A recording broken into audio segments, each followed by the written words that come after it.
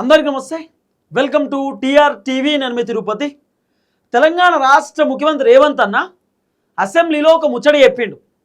లోపలేస్తాం, ఎవరిని వదిలిపెట్టం, కేసీఆర్ అవినీతి చేసిండు, కేటీఆర్ అవినీతి చేసిండు, ఓఆర్ఆర్ రింగ్ రోడ్లకు సంబంధించిన విషయంలో అవకతవకలకు పాల్పడ్డరు, ఫోన్ ట్యాపింగ్లు చేసిర్రు, ఫార్ములా రేసింగ్ స్కామ్ చేసిర్రు, కాళేశ్వరం స్కామ్ చేసిర్రు, తర్వాత హరీష్ రావు ఇంకేదో స్కామ్ చేసిండట. ఆర్థిక శాఖలో స్కామ్ చేసిండు, ఇరిగేషన్ శాఖలో స్కామ్ చేసిండు, హరీష్ రావు అవకతవకలకు పాల్పడని చెప్పి రేవంత్ అన్న చెప్తున్నటువంటి మాట. అసెంబ్లీలో రేవంత్ రెడ్డి మాట్లాడుతున్నటువంటి మాటలు చూసి చాలా మంది జనాలు నవ్వుకుంటున్నారు. రేవంత్ అన్న అధికారంలో రాకంటే ముందు ఏం చెప్పిండు? కేసీఆర్ని లోపడేస్తాం, కేటీఆర్ని లోపడేస్తాం, చెర్లపల్లిలో డబుల్ బెడ్రూమ్ కట్టిస్తా, చెంచల్గూడ జైల్లో డబుల్ బెడ్రూమ్ కట్టిస్తా అని చెప్పి రేవంత్ అన్న చెప్పినటువంటి డైలాగులు. రేవంత్ అన్న అధికారంలోకి వచ్చిన తర్వాత కాళేశ్వరంలో స్కామ్ జరిగింది అని చెప్పి కేసీఆర్ను కాళేశ్వరం కమిషన్ ముందు విచారణకు పిలిచిండు. ఆ విచారణ అటే పోయింది. ఆఖరికి విచారణ అయిపోయింది, రిపోర్ట్ని సిబిఐకి పంపిస్తున్నాం, ఇక సిబిఐ మొత్తం చూసుకోవాలని చెప్పి రేవంత్ అన్న చేతులు దులుపుకునేటటువంటి కార్యక్రమం చేసిండు. తర్వాత ఫోన్ ట్యాపింగ్కి సంబంధించినటువంటి వ్యవహారంలో కేటీఆర్ని పిలిచిండు విచారణకు, కేసీఆర్ని పిలిచిండు, హరీష్ రావును పిలిచిండు, సంతోష్ రావును కూడా పిలిచిండు. పిలిచి విచారణ చేసిండు. ఆ విచారణ అటే పోయింది. సిట్ అధికారులు ఇప్పటిదాకా ఛార్జ్ షీట్ కూడా రిలీజ్ చేసేటటువంటి కార్యక్రమం చేయలేదు. సో ఫోన్ ట్యాపింగ్కి సంబంధించిన వ్యవహారాన్ని కూడా మేము సిబిఐకి అప్పచెప్తాం, సిబిఐ చూసుకుంటుందని చెప్పి రేవంత్ అన్న చేతులు దులుపుకునేటటువంటి కార్యక్రమం చేస్తున్నాడు. తర్వాత ఫార్ములా రేసింగ్కి సంబంధించినటువంటి స్కాము, కేటీఆర్ 55 కోట్ల రూపాయలు గవర్నమెంట్కి తెలియకుండానే అవకతవకలో పాల్పడ్డాడు, అరవింద్ కుమార్ త్రూ డబ్బులు కొట్టిండు అని చెప్పి రకరకాలుగా రేవంత్ రెడ్డి మాట్లాడే కార్యక్రమం చేసిండు. సీన్ కట్ చేస్తే కేటీఆర్కి సంబంధించినటువంటి ఫార్ములా రేసింగ్ స్కామ్ ఎడబోయిందో తెలియదు. ఈ ఆఖరికి లోపటేస్తామని చెప్పి పొద్దుగాల లేసే కదే మాట. రేవంత్ అన్న అధికారంలోకి వచ్చిందే వీళ్ళని లోపటేస్తామని చెప్పి. కేసీఆర్ అవినీతి చేసిన అక్రమాలు చేసిండు, తెలంగాణ సొమ్ము మొత్తం దోసుకున్నాడు, తెలంగాణను మొత్తం ఖతం చేసేసిండు, 7 లక్షల కోట్ల రూపాయలు అప్పు చేసిండు కేసీఆర్, దాంట్లో ఏం చేయలేదు, మొత్తం పైసలు తిన్నాడు, దోసుక తిన్నాడు అని చెప్పి రేవంత్ అన్న పొద్దుగాల లేస్తే కేసీఆర్ని రకరకాలుగా విమర్శించిండు, తిట్టిండు. ఆఖరికి రేవంత్ అన్న ప్రచారం చేసి కేసీఆర్ అవినీతి అవినీతి అవినీతి అని ప్రచారం చేసి కేసీఆర్ని లోపడేస్తామని చెప్పి ప్రచారం చేసి మొత్తానికి అధికారంలోకి వచ్చేటటువంటి కార్యక్రమం చేసింది. ఇలా పరిస్థితి ఏంది? అధికారంలోకి వచ్చినటువంటి 27 నెలలలో రేవంత్ రెడ్డి కేసీఆర్ను టచ్ కూడా చేయలేకపోయిండు. విచారణకు పిలిచింది తప్ప కేసీఆర్ విచారణ అయిపోయిన తర్వాత ఎట్లీస్ట్ ఛార్జ్ షీట్ కూడా వేయలేకపోయిండు. ఇది రేవంత్ రెడ్డి పర్ఫార్మెన్సు. ఇవాళ కొంతమంది కాంగ్రెస్ పార్టీ లీడర్లు చెప్తా ఉన్నారట, ఆల్రెడీ ఫోన్ ట్యాపింగ్కి సంబంధించినటువంటి వ్యవహారంలో అన్ని ఎవిడెన్స్ వచ్చేసినాయి, మేము గవర్నర్ దగ్గర పర్మిషన్లు కూడా తీసుకోబోతున్నాం, లోపడేస్తాం, ఖచ్చితంగా లోపడేస్తారట ఫోన్ ట్యాపింగ్లో. రేవంత్ రెడ్డి ఫోన్ ట్యాపింగ్ అయిందట. చాలామంది జడ్జిల ఫోన్లు, అడ్వకేట్ల ఫోన్లు, జర్నలిస్టుల ఫోన్లు, సినిమా యాక్టర్ల ఫోన్లు, హీరోయిన్ల ఫోన్లు, రాజకీయ నాయకుల ఫోన్లు బీఆర్ఎస్ వాళ్ళు బాగా ట్యాపింగ్ చేసిరట. ఇవన్నీ కాంగ్రెస్ వాళ్ళ దగ్గర ఉన్నాయట, తీసుకుపోయి లోపడేస్తారట. అసలు ఒక విచిత్రమైనటువంటి స్టేట్మెంట్ ఇస్తూ ఉన్నారు. తర్వాత కాళేశ్వరంలో పెద్ద ఎత్తున స్కామ్ బయటపడిపోయిందట, తీసుకుపోయి లోపడేస్తారట. రేవంత్ రెడ్డి ఏం చేయబోతున్నారు, రేవంత్ రెడ్డి ప్లాన్ ఏందో నేను చాలా క్లియర్గా చెప్తా. అలాగే ఒక వీడియో కూడా ఉంది, ఆ వీడియో కూడా మీకు వినిపిస్తా. చాలా గమ్మత్ వీడియో ఇది. ఈ వీడియో చూసిన తర్వాత మీరే షాక్ అవుతారు, పరేషాన్ అవుతారు. అదేందో చూపిస్తా. ఫస్ట్ టైం మన ఛానల్ చూస్తున్న వాళ్ళు దయచేసి సబ్స్క్రైబ్ చేయండి, షేర్ చేయండి, లైక్ చేయండి. మీరు సబ్స్క్రైబ్ చేసుకోవడం ద్వారా నాకు ధైర్యం వస్తుంది, బలం వస్తుంది. ఇంకా ఈ ప్రభుత్వాన్ని నేను గట్టిగా ప్రశ్నిస్తా. రైట్గా టాపిక్లోకి పోతే, రేవంత్ అన్న చెప్తున్నటువంటి మాట అసెంబ్లీలో, ఇప్పుడు సాధారణంగా ప్రతిపక్ష పార్టీలో ఉన్నటువంటి కీలకమైనటువంటి వ్యక్తికి అధికార పార్టీ కుర్చీలో కూర్చోవాలని ఉంటుంది. అది కేటీఆర్కైనా బండి సంజయ్కైనా ఎవరికైనా కూడా ముఖ్యమంత్రి అవ్వాలనేటటువంటి ఆలోచన ఉంటుంది, అధికారంలోకి పోవాలనేటటువంటి ఆలోచన ఉంటుంది, సీఎం సీట్లో కూర్చోవాలనేటటువంటి ఆలోచన ఉంటుంది. ఎవరైనా ఆశపడతారు. ఇప్పుడు నేను సీఎం సీట్లో కూర్చోవాలంటే మీరు సీఎం సీట్లో కూర్చోవాలంటే వద్దంటారా? కూర్చుంటాం బరాబర్ అంటారు కదా. అట్లనే ప్రతిపక్ష పార్టీ లీడర్లు కూడా సీఎం కుర్చీలో కూర్చోవాలనే ఆలోచన ఉంటుంది. దాన్ని రేవంత్ అన్న ఏం చెప్తున్నాడు తెలుసా? అధ్యక్ష, లంచ్ బ్రేక్, టీ బ్రేక్ ఉన్నప్పుడు నేను బయటికి పోతా కదా, అప్పుడు వచ్చి కేటీఆర్ని కూర్చోమని చెప్పండి. లేకపోతే కేటీఆర్ ఏదైనా పేపర్ పట్టుకొస్తే నా పక్కనే కూర్చోబెట్టుకొని మాట్లాడతా, అప్పుడు నా సీట్లో కూర్చున్నట్టు ఉంటుంది అంటున్నాడు రేవంత్ అన్న. ఏ ముఖ్యమంత్రి ఇట్లా మాట్లాడరు. అసలు కేసీఆర్ అయితే ఈ టాపికే తీయడు, కేసీఆర్ ఈ టాపికే తీయడు. ఇక రేవంత్ అన్న ఎందుకు ఇట్లా మాట్లాడుతున్నాడో అర్థమవుతలేదు. ఆఖరికి అన్న చెప్తున్నాడు లోపలేస్తాం, తీసుకుపోయి లోపలేస్తాం. రేవంత్ అన్న చెప్తున్న మాట.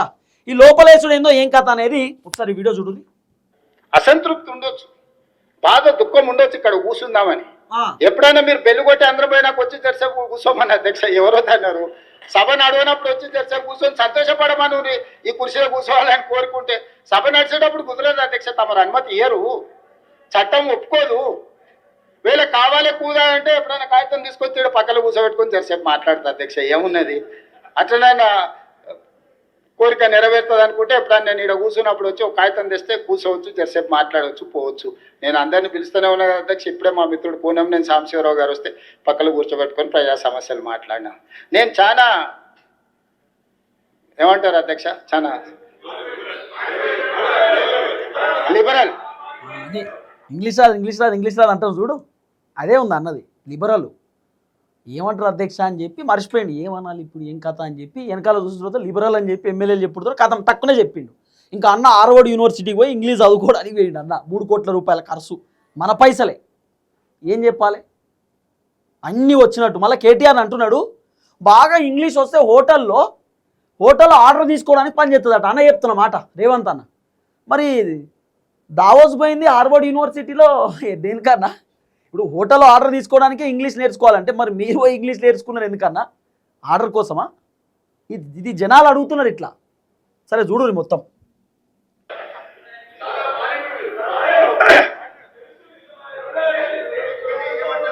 అన్న నీళ్ళు అవుతుండు. సో ఆనాడు అభివృద్ధి కోసము ప్రణాళికలు సిద్ధం చేసి హైటెక్ సిటీ అయినా, ఔటర్ రింగ్ రోడ్ అయినా, అంతర్జాతీయ ఎయిర్పోర్ట్ అయినా, అద్భుతమైన కట్టడాలు ప్రపంచ దేశాల నుంచి పెట్టుబడులు తెచ్చి ఈ నగరానికి ఒక గుర్తింపు గౌరవం తెచ్చింది అధ్యక్ష. వీళ్ళు పాల్పడ్డ నిర్వాహకం ఏముంది అధ్యక్ష? ఉన్న ఔటర్ రింగ్ రోడ్డును తెగ నమ్ముకున్నారు, పల్లి బఠానీలకు అమ్ముకున్నారు, మళ్ళీ ఉల్టా దబాయింపు. డెఫినెట్గా అక్కడికే వస్తారు. క్యాన్సిల్ చేసినాగా లోపల కూడా వేస్తాం, అదేం పెద్ద విషయం కాదు. ఆ సందర్భం వచ్చినప్పుడు చెప్తా, ఇప్పుడు ఎందుకులే కానీ, ఇప్పుడు ఎందుకు అది కూడా చెప్తా ఇవాళ. అర్థమైంది కదా?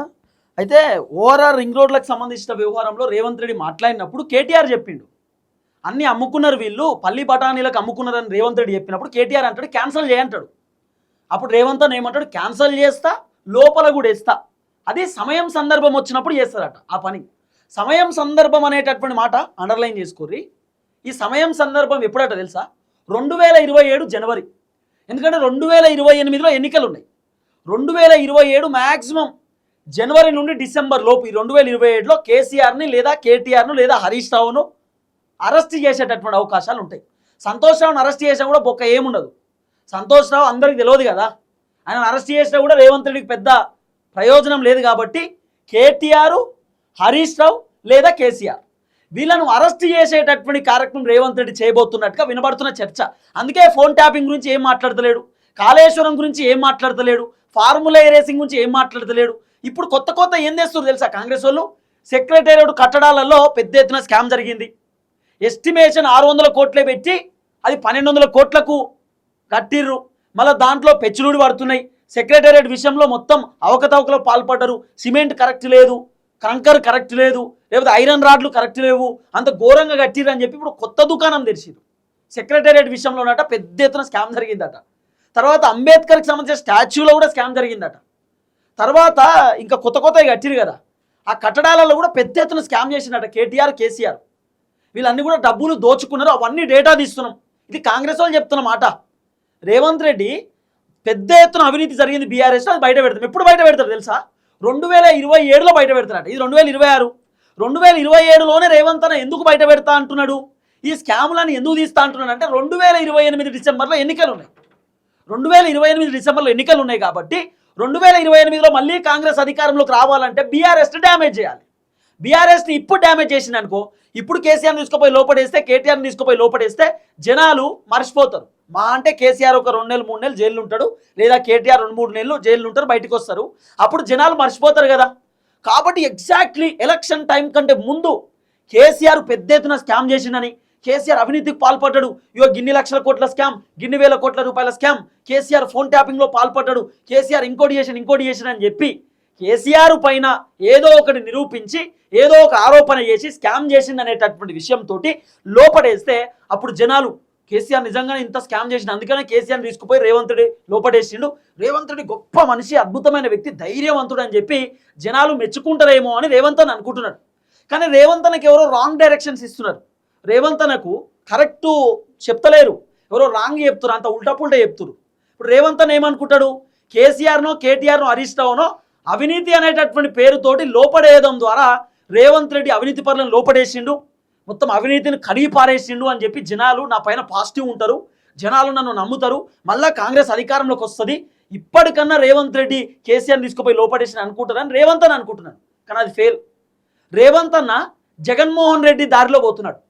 ఆంధ్రప్రదేశ్ మాజీ ముఖ్యమంత్రి వైఎస్ జగన్మోహన్ రెడ్డి ఉన్నాడు కదా, జగన్మోహన్ రెడ్డి చేసినటువంటి పెద్ద తప్పు ఏందో నేను నీకు చెప్తా. జగన్మోహన్ రెడ్డి దారిలోనే రేవంత్ రెడ్డి కూడా పోతున్నాడు, జగన్ బాటలో రేవంత్. ఇది కరెక్ట్ సూట్ అవుతుంది.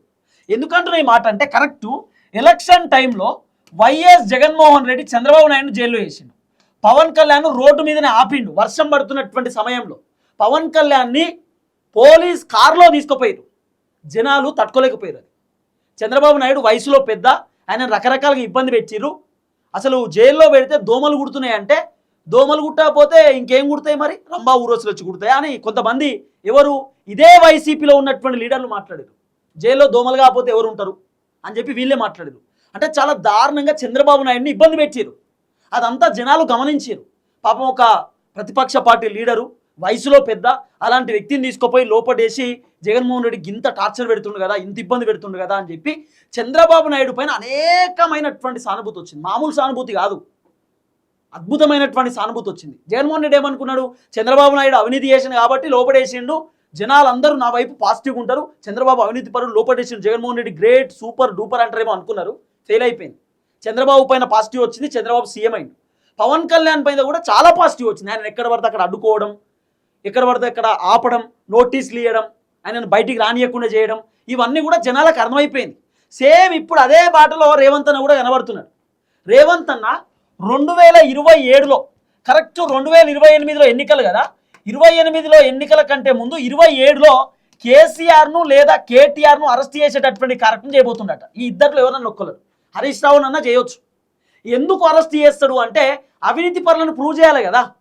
ఇప్పుడు చాలామంది జనాలు ఏమంటారు, రేవంత్ రెడ్డి డబుల్ బెడ్రూమ్లు కట్టిస్తా అన్నాడు, రేవంత్ రెడ్డి అవినీతి పరులను లోపడేస్తా అన్నాడు, మరి ఏమైంది, ఎందుకు వేస్తలేవు, ఏం జరిగింది, నువ్వు వచ్చిన తర్వాత నువ్వు అవినీతి రేరాడి కట్టినావు, నువ్వు కూడా అదే అవినీతి చేస్తున్నావు అని చెప్పి చాలామంది జనాలు రేవంత్ రెడ్డిని తిడుతురు కదా. మరి రేవంత్ రెడ్డి ప్రూవ్ చేసుకోవాలి కదా, ప్రూవ్ చేసుకోవాలంటే ఇప్పుడు ప్రూవ్ చేసుకుంటే ఫెయిల్ అవుతుంది, ఎందుకంటే జనాలు మర్చిపోతారు. కాబట్టి కరెక్ట్ ఎలక్షన్ టైం కంటే ముందు, ఇగో కేసీఆర్ ఇంత తప్పు చేసిండు, కేటీఆర్ ఇట్లా తప్పు చేసిండు, వాళ్ళు అధికారంలో ఉన్నప్పుడు గిన్ని అవినీతి పాల్పడరు, ఇంత అక్రమాలు చేసిరు, గిన్ని దందాలు చేసిరు అని చెప్పి రేవంత్ రెడ్డి ఆరోపణ చేసి ఏదో కేసులు పెట్టి లోపటేస్తే అప్పుడు జనాలు అబ్బా రేవంత్ రెడ్డి గ్రేట్ సూపర్, ఇంత అద్భుతమైన వ్యక్తి, కేసీఆర్ని తీసుకుపోయి లోపటేసి అనుకుంటారేమో అని రేవంత్ అని అనుకుంటున్నాడు. కానీ ఫెయిల్. కేసీఆర్ని కనుక రేవంత్ రెడ్డి టచ్ చేస్తే, కేసీఆర్ని కనుక రేవంత్ రెడ్డి జైల్లో పెడితే, అరెస్టే చేస్తే తెలంగాణ కింద మీద అవుతుంది. మీరు రాసి పెట్టుకోండి, నేను చెప్తున్నా కదా. ఎందుకు చెప్తున్నా ఈ మాట అంటే, తెలంగాణ ఉద్యమకారుడు కేసీఆర్, తెలంగాణను సాధించిన వ్యక్తి కేసీఆర్, తెలంగాణ తొలి ముఖ్యమంత్రి కేసీఆర్. కేసీఆర్ అద్భుతమైనటువంటి పనులు చేసిండు, జనాలందరూ గుర్తుపెట్టుకుంటారు కేసీఆర్ పేరు, కేసీఆర్ చేసినటువంటి పనులు. కాబట్టి కేసీఆర్ ఏదో అవినీతి చేసిండు. ఇప్పుడు ఇంకో పాయింట్ ఏంది తెలుసా, ఒకవేళ కేసీఆర్ని రేవంత్ రెడ్డి అరెస్ట్ చేసిండు అనుకో, జనాలు ఏం మాట్లాడుకుంటారు తెలుసా, మరి 4 సంవత్సరాల అధికారంలో ఉన్నప్పుడు ఏం చేసిర్రో, మరి ఎందుకే లేదో అంటే, కాళేశ్వరం విచారణ అధికారంలోకి వచ్చుడుతో స్టార్ట్ చేసి అది ఇప్పుడు ముగిసిందా, ఫోన్ ట్యాపింగ్ ఎప్పుడో స్టార్ట్ చేసి ఇప్పుడు అయిపోయిందా, ఇదంతా కూడా మళ్ళీ ఎన్నికలలో గెలవడానికి ఒక డ్రామా అని జనాలకు కూడా అర్థమవుతుంది. ఇప్పుడు రేవంత్ అన్న చేయబోయేది కూడా అదే, ఎలక్షన్ కంటే ముందే బీఆర్ఎస్ పార్టీని డ్యామేజ్ చేయాలి. రేవంత్ అన్నకు ఒక సీన్ అర్థమైంది ఏంటంటే, బీఆర్ఎస్ పైన పాజిటివ్ వచ్చింది. మున్సిపల్ కార్పొరేషన్ ఎన్నికలలో 781 వార్డులు గెలిచిరు, తర్వాత సర్పంచ్ ఎన్నికలలో 5000 పైచీలకు అభ్యర్థులు గెలుచుకున్నారు. ఇప్పుడు రాబోతున్న ఎంపీటీసీ జెడ్పీటీసీ ఎన్నికలలో కూడా బీఆర్ఎస్కి మంచి స్థానాలు వచ్చేటటువంటి అవకాశాలు కనబడుతున్నాయి. ఇప్పటికిప్పుడు ఎన్నికలు వస్తే బీఆర్ఎస్ పార్టీ అధికారంలోకి వచ్చేటటువంటి అవకాశాలు కూడా ఉన్నాయి. ఇవన్నీ రేవంత్ అన్నకు అర్థమైపోయింది. కాంగ్రెస్ పైన వ్యతిరేకత వచ్చింది, బీఆర్ఎస్ మళ్ళీ అధికారంలోకి వచ్చేటటువంటి అవకాశాలు ఉన్నాయి అనేది రేవంత్ రెడ్డికి తెలిసింది. రేవంత్ అన్న బాధ ఏంది, కేసీఆర్ 2 సార్లు ముఖ్యమంత్రి ఉన్నాడు, కాంగ్రెస్ 2 సార్లు ఉండాలి, కాంగ్రెస్ కూడా 2 సార్లు ఈ సీఎం కుర్చీలో కూర్చోవాలి నేనని చెప్పి రేవంత్ అన్న బాధ. మరి ఎట్లా కూర్చోవాలి, ఇప్పుడు పథకాలేమో 0, అడ్మినిస్ట్రేషన్ 0, రేవంత్ అన్న పరిపాలన శాతనైతలేదు, రేవంత్ అన్నతో ఏం జరుగుతలేదు. మరి అప్పుడు ఏం చేద్దాం, వీళ్ళతోని శాతగానప్పుడు అవతలోని డ్యామేజ్ చేయాలి, ఈయనతోని శాతగానప్పుడు అవతలోని డ్యామేజ్ చేయాలి. అట్లా బీఆర్ఎస్ పార్టీని డ్యామేజ్ చేయడానికి, బీఆర్ఎస్ పార్టీ అవినీతి పరులు అక్రమాలు ఇదంతా చేయడానికి ఒక డ్రామా. మీకు ఇంకో విషయం చెప్తే, ఒక భయంకరమైన విషయం ఏం తెలుసా, ఆ రోజు బీఆర్ఎస్ పార్టీలో ఉన్నటువంటి ఎమ్మెల్యేలు, తర్వాత మంత్రులు, ఎమ్మెల్సీలు, ఎంపీలు ఎవరైతే ఉన్నారో వీళ్ళకి సంబంధించినటువంటి డేటా రేవంత్ రెడ్డి తీసుకోబోతున్నాడు. మీరు రాసి పెట్టుకోరు. ఆ నియోజకవర్గాలలో ఎంత అవినీతి జరిగింది, ఏం కథ, ఈ ఎమ్మెల్యేలు ఎక్కడెక్కడ అవకతవకలకు పాల్పడ్డారు, ఈ ఎమ్మెల్యేలు ఎన్ని పైసలు దోసుకున్నారు, ఈ ఎమ్మెల్యేలు ప్రభుత్వంలో ఏమేం చేసిరు, వీళ్ళ దందాలు ఏంది, కథ ఏంది అనేది రేవంత్ రెడ్డి తీసి కొంతమంది మంత్రులు బీఆర్ఎస్లో ఉన్నప్పుడు మంత్రులు ఉన్నారు కదా, ఆ మంత్రుల డేటా తీసి ఆ మంత్రుల పైన యాక్షన్ తీసుకోబోతున్నాడు. అది ఇప్పుడు తీసుకోడు, 2027లో కాంగ్రెస్ పార్టీ బీఆర్ఎస్ పార్టీకి సంబంధించినటువంటి మాజీ మంత్రులు ఉన్నారు కదా, వాళ్ళ భాగోతం అంతా బయట పెట్టబోతున్నాడు. ఇది ఎందుకు? మళ్ళీ వాళ్ళని బెదిరియాలా, కాంగ్రెస్లో లాక్కోవాలి. ఇది రేవంత్ రెడ్డి ప్లాన్ లెక్క కొడుతున్నది. రేవంత్ రెడ్డి నేను చెప్తున్నా, మీరు రాసి పెట్టుకోర్రి, కాంగ్రెస్ పార్టీని అధికారంలోకి తీసుకురావడానికి రేవంత్ రెడ్డి రకరకాల ప్రయత్నాలు చేస్తారు 2028లో. మీరు రాసి పెట్టుకోండి, నేను చెప్తున్నా. రకరకాల ప్రయత్నాలు, 1-2 కాదు, భయంకరమైనటువంటి ప్రయత్నాలు చేస్తాడు. అవన్నీ జరుగుతాయి. దీంట్లో ఏం చేస్తాడు రేవంత్ అన్న? ఒకవేళ బీఆర్ఎస్ పార్టీ నుండి ఫలాని వ్యక్తి ఎమ్మెల్యే ఎన్నికలలో గెలిచే అవకాశం ఉంది అని రేవంత్ రెడ్డి తెలిసిందనుకో, ఇమీడియట్లీ ఈ వ్యక్తిని బెదిరించుడు, బ్లాక్మెయిల్ చేసుడు, ఈయన కాంగ్రెస్ పార్టీలోకి లాక్కున్నాడు. అది కూడా చేస్తాడు, మీరు చూడు. ఇవన్నీ చేయాలంటే బీఆర్ఎస్ని డ్యామేజ్ చేయాలి. రేవంత్ రెడ్డి ప్లాన్ ఇంకోటేంది చెప్పనా? ఇప్పుడు చాలామంది బీఆర్ఎస్ పార్టీకి సంబంధించిన ఎమ్మెల్యేలు, మాజీ ఎమ్మెల్యేలు, బీఆర్ఎస్ పార్టీ లీడర్లు రేవంత్ రెడ్డి పైన విమర్శలు చేస్తున్నారు, కాంగ్రెస్ పైన విమర్శలు చేస్తున్నారు, ప్రభుత్వాన్ని తిడుతురు కదా. ఈ బీఆర్ఎస్ పార్టీకి సంబంధించిన లీడర్ల కాన్ఫిడెన్స్ పైన దెబ్బ కొట్టాలంటే ఏం చేద్దాం? హరీష్ రావునో, కేటీఆర్నో, కేసీఆర్ను కనుక జైల్లో పెట్టిరనుకో, అరెస్ట్ చేసిరనుకో, ఆటోమేటిక్ బీఆర్ఎస్ పార్టీ లీడర్లు భయపడతారు. ఎట్లా? కేటీఆర్ని తీసుకుపోయి లోపడేసిరు, కేసీఆర్ని తీసుకుపోయి లోపడేసిరు, మనం ఎంత అని చెప్పి బీఆర్ఎస్ పార్టీ లీడర్లు అనుకుంటారు కదా. అట్లా భయపడి కాంగ్రెస్ ట్రాప్లోకి వస్తారేమో అనేది రేవంత్ రెడ్డి ఆలోచన. కానీ అంత ధైర్యం రేవంత్ రెడ్డి చేయడేమో అనిపిస్తుంది. కేసీఆర్ని టచ్ చేసేటటువంటి దమ్ముందా కాంగ్రెస్కి? కేసీఆర్ని టచ్ చేసి కేసీఆర్ని పోలీస్ వెహికల్లో ఎక్కించేటటువంటి ధైర్యం చేస్తారా? కేసీఆర్ని అరెస్ట్ చేసి జైల్లో పెట్టేటటువంటి ధైర్యం చేస్తారా? అసలు ప్రూవ్ చేయాలి కదా ముందు. కేసీఆర్ ఫలాన్ని తప్పు చేసిన ప్రూవ్ చేయాలి కదా. కానీ చేస్తాడు రేవంత్ అన్న అధికారంలోకి రావడానికి ఏదైనా చేస్తాడు. మీరు రాసి పెట్టుకోర్రి. 2027లో కేసీఆర్ని అరెస్ట్ చేసే కార్యక్రమం చేస్తారట. మరి చేస్తారా, చేయడా, అంత సీన్ ఉందా లేదా అనేది మీరు కూడా కామెంట్ చేసేటటువంటి కార్యక్రమం చేయండి. చూద్దాం ఏం జరగబోతుంది. అందరికీ నమస్తే, థ్యాంక్ యూ సో మచ్. జై తెలంగాణ.